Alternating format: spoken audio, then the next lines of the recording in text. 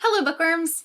Today I'm going to be sharing my June book haul with you. I acquired quite a few books in June. I'm going to try to go through everything here pretty quickly so that editing Kristen doesn't hate past filming Kristen. I've got a bunch of new releases. I've got a whole mix of things here. I've got a lot of things that I think are really good for like summer reads. Have I read any of these? A lot of these are actually on my July TBR. Oh, that's another thing. So I actually shared my July TBR over on my blog because I have not been home and I've had no time to film. So that was my alternative for this month. So if you guys want to know what I'm planning on reading in July, some of which I've already read, you can look at my blog, which is merrilykristen.com, but I'll leave a link to it down below as always. All right, so I'm just gonna jump into the books because there are a lot of them. I'm gonna start with new releases. So first I have Survive the Night by Riley Sager. This I actually already read. I could not resist. I've been so highly anticipating this book. It takes place in the 1990s and we are following a college student who gets a ride home from somebody after finding them on like their college message board. When they're in the car, things are like not really adding up with this guy's story, and she quickly realizes that he might actually be a serial killer called the Campus Killer that has been terrorizing women on her campus and has actually killed her best friend, which is why she's leaving college. I do have to say that this is probably my least favorite of all of Riley Sager's books so far. I absolutely love the setting and the atmosphere, but I was able to predict what was happening pretty early on. Did not super love the resolution. I'm still glad that I got it and read it though, but I'll talk more about it in my July wrap up whenever I have time to film that. Then I have The Nature of Witches, which I am currently reading. I'm actually buddy reading it with my friend Emma from Misprint. I'll leave a link down below to her Instagram. It's actually really good so far. I was not expecting to enjoy it as much as I have been. I'm not like super far into it, but we're following a girl named Clara who is an Everwitch, and in this book all of the different kinds of witches are tied to a specific season. So there are summer witches, there are autumnal witches, there are winter witches, spring witches, but Clara is an Everwitch, which means that she is powerful during every season and she has more power than anybody, than any other witch, and she should be able to do all of these incredible things, but she's really struggling with her power. She never really wants to use it. Her teachers are frustrated because she doesn't live up to her full potential and she should be able to save other people, but historically when she's used her powers, the people closest to her have died and she feels responsible and she doesn't want to get close to anyone, put anyone else in danger, and she's also just nervous about what had always happened before. It's all nature magic, and they're basically trying to use their magic to subdue natural disasters and kind of help with climate change. This is a book haul, this isn't a wrap up. I just filmed a wrap up, which I think is why my brain is confused. But so far really enjoying this. I'll talk more about it in my wrap up. This is also a really beautiful book. I was not expecting this, but if you take the dust jacket off, oh my gosh, it's so pretty. I was actually kind of on the fence about whether I wanted to read this book or not, but my friend DJ told me that it's a very slow paced book and it's very character driven. So I was like, sold. Then I got Sunny Song Will Never Be Famous. This follows an influencer who is sent off to a farm where she has to detox from the internet for the summer, and I've heard excellent things about it. I'm really looking forward to reading this one. This is actually on my July TBR as well. Then I have One Last Stop by Casey McQuiston. This is one that I read last month in June, and I just filmed my wrap up so you can hear my thoughts about it there. But this one takes place in New York City, largely on the New York City subway system, but I really love the group of friends in it. Then I have The Library of the Dead by T.L. Huchu.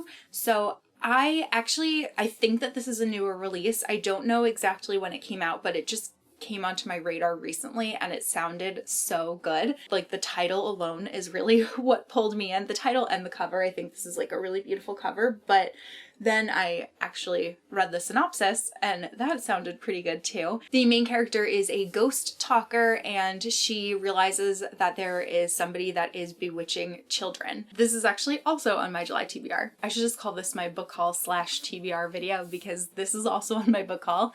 This is an arc of The Witch Haven. This is by Sasha Payton Smith, and I have said no to almost every single arc that people have offered me this year. I've gotten some arcs unsolicited in the mail mail. But for the most part, every time that like a publisher has reached out to me and said like, do you want this? I have said, no, thank you. But I could not resist this one. It sounds so good. It takes place in New York City in 1911. We are following a seamstress named Frances who gets taken, I think at like an insane asylum, but then quickly learns that that's not actually what it is. It's actually a school for witches. And her power attracts like elders who are wanting to take over Manhattan. And I think the whole thing just sounds excellent. Then Random House sent me a copy of In the Heights. This is a book all about Lin-Manuel Miranda's show In the Heights. So they recently released the film in theaters and on HBO Max, and Andrew and I watched it and really enjoyed it. Andrew actually was lucky enough to see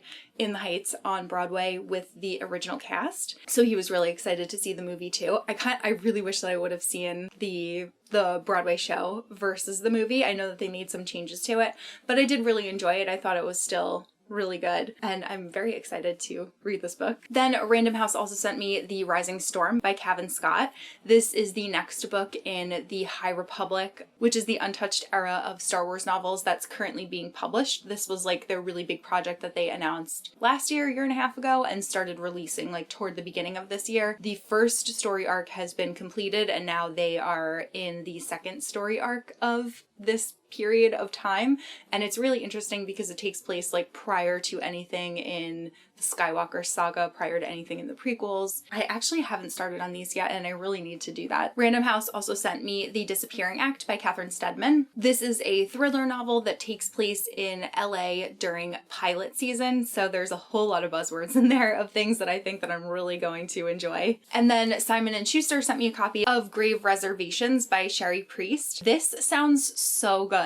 This doesn't come out until October, but I am so excited to read it. This follows a struggling travel agent slash inconsistent psychic, and she gets like a bad feeling about this plane.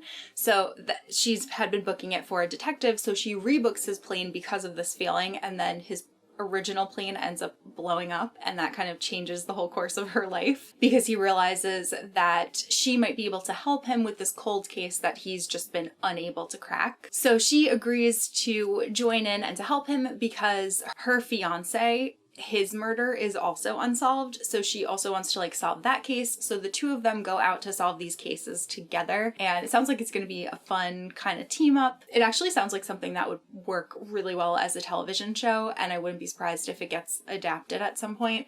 But I just thought that synopsis sounded so good. And I also have Chobits Volume 4. So this is the new like hardcover releases that they've been doing for the series. I love Chobits so much, so I've obviously been collecting these. I got rid of my giant paperback omnibuses the day that my first hardcover came in. I think there's only like one left to go, but these are just so beautiful. Then moving into Backlist books. So the prettiest books that I have to share are the Illumicrate editions of the Infernal Devices series by Cassandra Clare. Obsessed with the color choice here. Like, these are just stunning. So we have Clockwork Princess, and then it has beautiful cogs on the pages. Then we have Clockwork Prince, and then that also has the sprayed pages to match. And finally we have Clockwork Angel, and those are the sprayed pages. And I just realized that I said those books in the wrong order, so reverse that.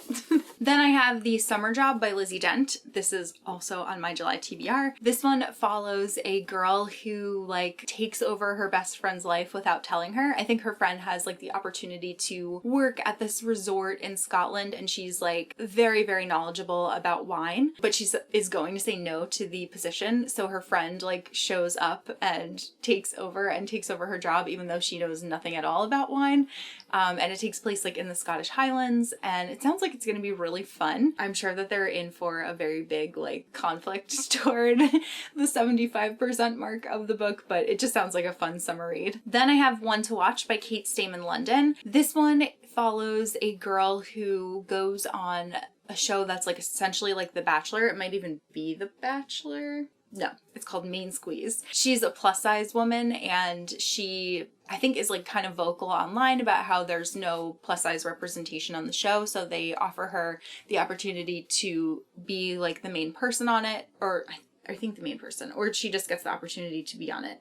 Not 100% sure, but it sounds fun. I've been really enjoying a lot of reality TV lately, and I just think this could be a really fun read with my newfound love of like Bravo shows. I've never seen The Bachelor or anything like that, so I can't really speak to that, but I'm sure that it's the same kind of concept. Then I'm so excited to read A Sky Painted Gold by Laura Wood. This is a young adult novel, and it's like a Great Gatsby inspired novel. It's actually, the comp titles are I Capture the Castle and The Great Gatsby, which like love both of those novels. So I cannot wait to read this one. Then I have Dead Lake by Darcy Coates. I really enjoyed one of Darcy Coates' books that I read last year around Halloween. What was it called? It was like might have been The Haunting of Ashburn House. There are so many like haunting of different creepy house books that she has written, but that one was really good. So I definitely wanted to read more of her backlist. This one takes place at a lakeside cabin, and there's something unnatural lurking in the water. So I think I'm gonna love this. This one actually feels more like a summer read. I think I might put this on my August TBR. Forgot to include this in the new releases, but Random House also sent me a copy of Malibu Rising, which I read earlier this year, and I really enjoyed. Then I have Sweet Bitter by Stephanie Danler. I've been so curious about this book for years. I think I actually like had it at one point in the past and then unhauled it. I was like, I don't know if I'm gonna read this, but it's been really grabbing my attention again, and I think I'm gonna read it very soon. It takes place in New York City, and it follows, I think it's a group of girls who work at a restaurant together. So it sounds like something that I would enjoy. I think it's also been made into a TV series, which I have not seen, nor don't really know if I want to see it, but I definitely want to read the book. Then I have Lonely Castle in the Mirror. This is by Mizuki Sujimura. This is a Japanese book that's been translated into English. It's actually a bit longer than most of the translated fiction that I've read this year, but I've been so enjoying translated fiction, and this book just sounded so good. So it takes place in Tokyo, and it says that one morning 7 teenagers wake up to find that all of their mirrors are shimmering, and when they touch it, they're transported to this like grand castle, and they are led to this room where they can make a wish, but there's one caveat: they have to leave the castle by 5 o'clock or they will be punished. And as time is passing, they realize that the only people who are going to be saved are the ones who are brave enough to share their stories. Sounds like it's going to be a very moving read, and I'm really looking forward to getting to this one. Then I totally forgot to include this in my May book haul, but I got volume 4 of Wotakoi, Love is Hard for Otaku. I have to catch up on these. Wotakoi is probably one of my favorite anime of all time, and I've only read the first volume. I really need to like continue on. It's definitely new content past the anime, and I really hope that they will make a second season of the show because it was excellent. Then I have a couple of nonfiction reads. The first one is The Chiffon Trenches by Andre Leon Talley.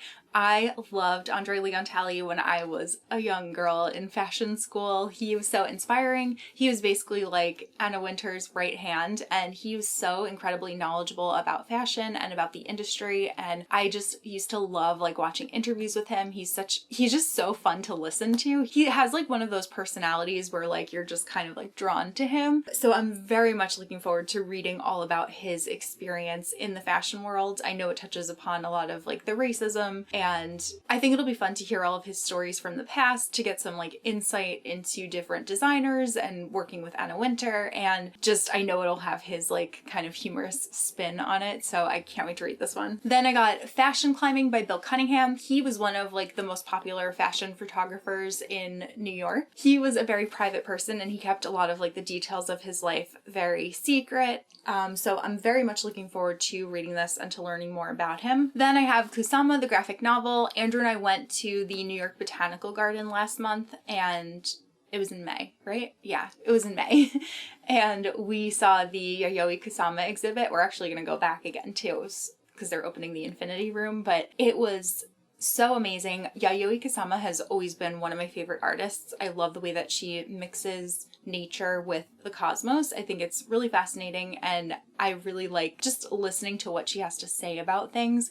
So I don't really know too much about her life prior to when I started seeing her exhibits in New York City. And I thought that this would be a good way to kind of learn more about her life, because it's kind of like a graphic memoir. And I think it touches upon like her history and, you know, back from when she lived in Japan to moving to New York City. And yeah, I think it's gonna be good. I don't want to break this table. Gosh. Then I have what is probably a more dry nonfiction read, and that is The Age of Surveillance Capitalism, The Fight for a Human Future at the New Frontier of Power by Shoshana Zuboff. This came highly recommended to me online somewhere. I always find it so interesting, like just internet culture and the way the internet impacts everyone and the subtle ways that it's kind of creeped into our lives. And this sounds like it's going to be equally riveting and terrifying. My brother actually read it and he thought that I would enjoy it too, so I'm looking forward to giving this one a go. Quite long, so I do think it's going to take me a while. And then lastly, I have like a couple of coffee table art book kind of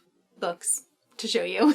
The first one is hydrangeas. Hydrangeas are my favorite flower. I love seeing them in the summer. I love that they stay in bloom for so long, and I was really excited to see that there was actually a book about hydrangeas so I can learn more about them. I'm quite excited to read this one, and the photography is by Georgia Lane, who I love. Like, her photography is stunning, so I can't wait to see everything that this book has to show. Then I got New York Jackie. This book like barely has any prose in it. This is all photographs of Jackie from her time in New York City, and she was just such a style icon, and I was excited to like look back and see the things that she was wearing and just have a little insight into her time in New York City. And then the last book that I got is Classic Style. This is by Kate Shelter. I really like the illustrations on the cover. I think they're really beautiful, but I feel like I've kind of shifted to a more classic style of fashion. I really like how if you have a good sense of fashion and if you have a good style, if you pick pieces that work well for you, pieces that are of a more classic nature, you can kind of look at a photograph and not really be able to place someone in time, not be able to know like, oh, that person's from the 80s or something. So I just wanted to read more about classic style, and yeah. And I like the illustrations. So those are all of the books that I got in June. There are quite a few of them, but I've read some of them, so that's also good. Let me know what your favorite book is that you got in June, or let me know if you've read anything that I mentioned that I have said that I haven't read. That's all that I have for this video, and I will see you guys soon in a new one. Bye!